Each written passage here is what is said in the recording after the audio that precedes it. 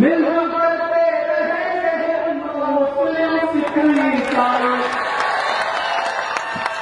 और कहानी को बात बताइए, तैयार हो गया, दिल्ली तक जाया आपकी तालियों का शोर अंतिम पंक्तियों पर कि युवा नौकरी पाएगा, कम होगी महंगाई। मिलजुल करते रहे मुस्लिम सिख ईसाई। कि गैस सिलेंडर महंगा है, गैस सिलेंडर महंगा है, अब ना बोलेगी चाय मोदी जी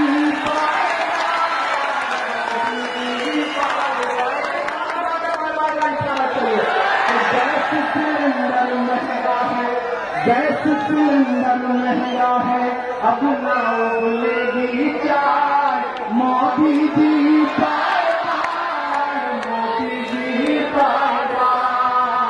अब तो राहुल गांधी ही लेकर आए न्याय मोदी जी